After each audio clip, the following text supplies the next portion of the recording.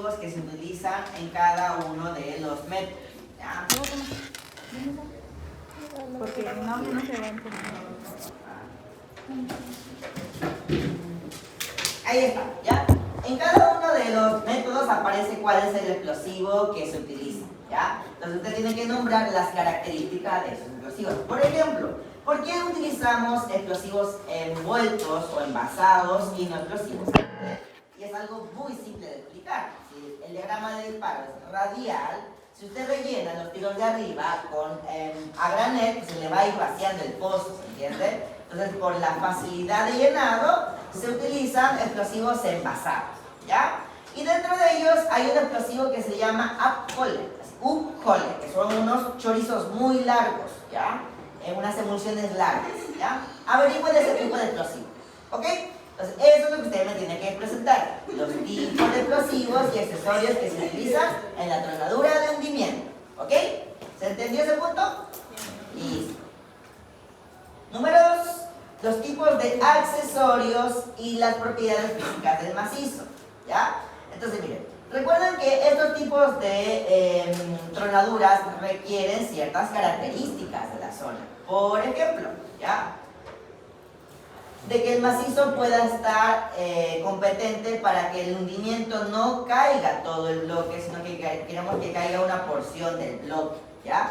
Entonces, igual dentro de este PPT aparecen las características que tienen las rocas, ¿ya? Por ejemplo, si es que la zona tiene que estar o no fracturada para hacer el método, porque de hecho algunos métodos, cuando la roca no está fracturada, sino que es muy competente y es muy dura, y yo quiero hacer un hundimiento, lo que hacemos es una técnica que se llama fracturamiento hidráulico, que consiste en generar un pozo y meter allí una manguera con mucha presión que empieza a como romper con agua, ya empieza a hacer algo que se llama hidrofracturamiento, para yo lograr que el macizo se encuentre ya debilitado, porque cuando yo hago hundimiento, yo tengo que buscar que la energía del hundimiento no se me vaya más allá.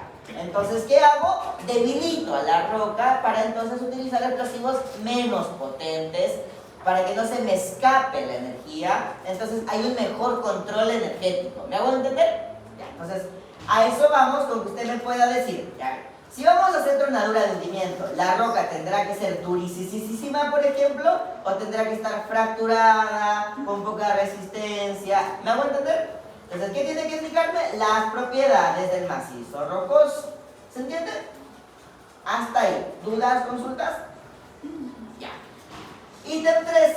Explicar o identificar las características del proceso de extracción, ¿ya? ¿A qué nos referimos con el proceso de extracción? Es cómo se hace el proceso de extracción de las tronaduras de hundimiento, ¿ya? Y ese cómo se hace, usted lo tiene, o lo debería de haber visto, en la asignatura de mantenimiento de infraestructuras, específicamente cuando se hizo la evaluación 2, si no me equivoco. ¿Cuál es la 2? O la 3. No, es la 3.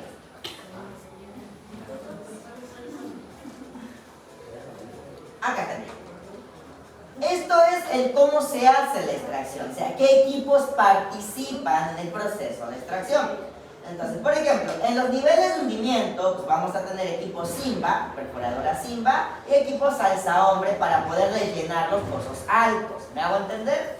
Ya luego, en los niveles de producción, vamos a tener equipos LHDs, perforadoras jumbo o boomers y equipos picarroca móviles, ¿ya? Que me permiten ir desplazándolos para que puedan ir destrabando las parrillas donde haya quedado encapsulado material, ¿ya? Ya luego en el nivel de reducción, lo único que vamos a encontrar van a ser equipos picarroca estacionarios, que justamente van a estar trabajando en los piques de traspaso, reduciendo material que haya llegado de sobre tamaño y que no haya alcanzado a pasar por el pique. ¿Me hago entender? Y por último, en el nivel de transporte, que es la galería principal de transporte o la galería base, que se encuentra debajo de la zanja, lo único que vamos a encontrar son equipos de transporte, específicamente lagartos o dumpers. ¿Se entiende? Entonces, eso es este puntito de acá, que usted puede explicar cómo se hace la extracción. ¿Se entiende? Si usted me dice de que la extracción lo hace un camión que es cargado con un LHD, mal, no lo carga el LHD. ¿Quién carga el camión acá? Un buzón. buzón. ¿Me hago entender? El camión llega acá y un buzón es el que hace la entrega del material. El LHD trabaja aquí arriba sacando marina, vaciando marina en el punto de traspaso. Pero el camión no es llenado por el LHD, ¿ok? En los métodos de cámaras y pilares sí, el LHD carga un camión, pero en los métodos de hundimiento no. ¿Por qué? Porque las galerías de acá son muy estrechas y no tenemos el espacio suficiente para que el LHD pueda levantar la tolva y vaciar. ¿Se entiende? ¿Me hago entender? 4. Identificar las características de extracción, justificando o considerando aspectos técnicos y aspectos de procedimiento. ¿Ya? ¿Qué significa esto? Que usted pueda indicar las zonas que se encuentran en las tronaduras de hundimiento. ¿Ya? En la pregunta 3, o del ítem 3, es los equipos. ¿Ya? ¿Qué equipos participan? Y en el punto 4, ¿en qué zonas se van a generar al hacer el hundimiento? Básicamente estos dos puntos están totalmente relacionados, porque yo puedo decir que tengo estas 4 zonas y voy diciendo qué equipos participan en cada una de las zonas. ¿Me hago entender? Listo. Hasta ahí, ¿alguna duda o consulta? Ya. Vamos con el punto 5 y esto lo quiero aclarar para que no cometan el error de otros cursos. ¿Ya? El punto 5 dice, diferencia las técnicas de reducción secundaria considerando diferentes métodos. Y el error que cometieron varios estudiantes de otros grupos que ya presentaron es que presentaron métodos de reducción de planta, o sea, chancador de bolas, chancador de mandíbulas, chancador de conos. Y no, sí, efectivamente son métodos de reducción, pero son métodos de reducción de planta, de otra zona, en otro nivel del proceso.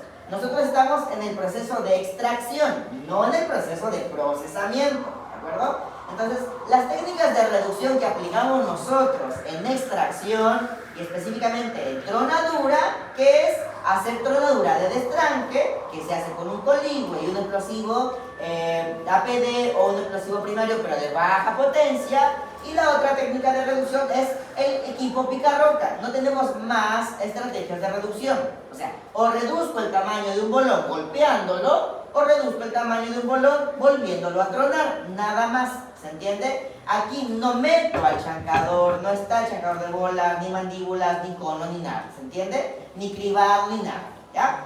Y por último, quizás podrían indicar la parrilla, porque la parrilla está relacionada con el picar roca. La parrilla se encarga de regular el flujo y aquellos tamaños de roca que no pasen por la parrilla, el equipo picar roca los reduce. ¿Se entiende? Pero no hay más técnicas. ¿Se entendió? Para que no cometan ese error. Bueno, el ítem 6, como les dije, es la explicación de su problema. Y por último, que me pueden entregar cuáles son los peligros y los riesgos asociados al destranque, primero, ya, al destranque. O sea, cuando yo voy a destrabar un sector que se me ha tapado, como por ejemplo el de acá, ya se me tapó este sector, ¿qué podría yo hacer y qué peligros se van a generar? Por ejemplo, en primer lugar aquí hay un peligro o riesgo de atrapamiento, aplastamiento, ser golpeados. Y como yo lo voy a destrabar, por ejemplo, con una detonación, con una tronadura, también hay riesgo de detonación involuntaria, detonación por simpatía, etc. Esos son los riesgos que se producen al destrancar, ¿de acuerdo? ¿Hasta ahí vamos bien? Ya, entonces, repito. El ítem 5 es peligros y riesgos al destrancar, al destrabar, ¿se entiende? Al hacer tornadura de destranque. Y el punto 8 también son peligros y riesgos, pero ya del hundimiento. Cuando yo voy a hundir, cuando voy a hacer esta técnica de acá, cuando voy a empezar a hacer este hundimiento, cuando estoy trabajando en esta zona, ¿qué peligros puedo tener? ¿Ya? Nuevamente se repiten peligros de atrapamiento, peligro de aplastamiento, hay un riesgo de subsidencia. ¿Qué es subsidencia? Cuando yo hundo material y se me hunde todo con un socavón, como lo que pasa en alto hospicio, ¿ya? Y ese socavón se genera porque esa corteza ya no tiene en dónde apoyarse, porque tú generaste un vacío, ¿se entiende? Entonces cuando hago el hundimiento, hay un riesgo de subsidencia superficial. Es decir, que todo lo que está por encima se me hunda. ¿Por ejemplo?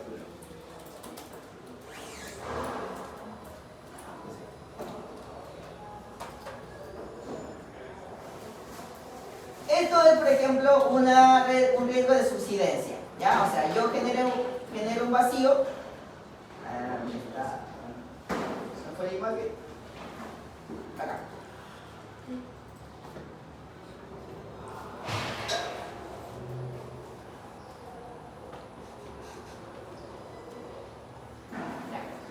Por ejemplo, esto de acá es el vacío que yo genero con el hundimiento. Entonces, este techo estaba apoyado sobre una corteza que ya no existe, ¿ya? Estaba soportado por roca que ya no existe porque ya la hundí. Entonces, cuando hago el hundimiento, si yo no controlo el hundimiento, puedo llegar a tener este escenario, una subsidencia total de la parte superior, o sea, un gran socavón que va a hacer caer mucha roca y esa roca te podría romper los elementos que tienes por debajo. Estas galerías podrían dañarse, deformarse, los elementos de fortificación que estaban funcionando en esta zona podrían perder resistencia. ¿Se entiende? Entonces, a esos nos referimos con los riesgos que se generan en el proceso de hundimiento. ¿Se entendió? Ya. ¿Dudas, consultas hasta acá? ¿No? ¿No? Ya. Entonces recuérdenme, la siguiente clase usted tiene que hacer la presentación, ¿ya? De los temas teóricos que están dentro de la escala de procedimiento. Recuerden, no solamente explíqueme el problema.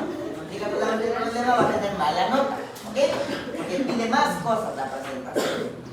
La presentación es formal, o sea, con su ropa de trabajo, chaleco geólogo, jeans, camisa blanca o celeste y zapatos de seguridad. ¿Ya? No es un antojo mío, son instrucciones de nuestra directora de cátedra. ¿Ya? ¿Hasta ahí? ¿Dudas, consultas? No. Ok.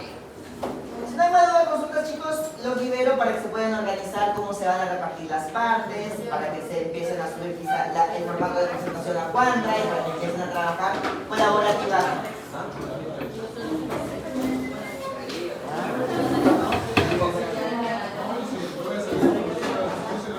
Jeremy Álvarez, Bismarck, Antesana, el tiempo de la presentación son 10 minutos.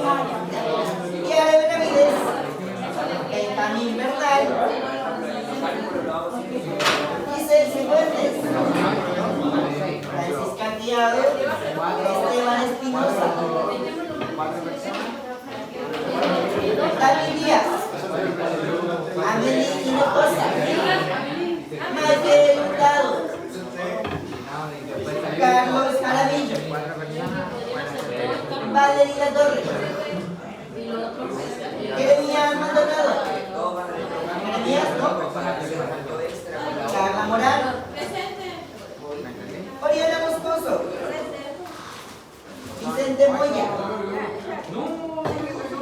Alejandra Ortega, Alejandra Ortuño, Lucas Rivera, Natalie Rojas, Piero Rojas, Alison Rojo, Sofía Sánchez, Fernanda Tapia, Sebastián Torres, Montserrat Padilla, Nadia Bernal,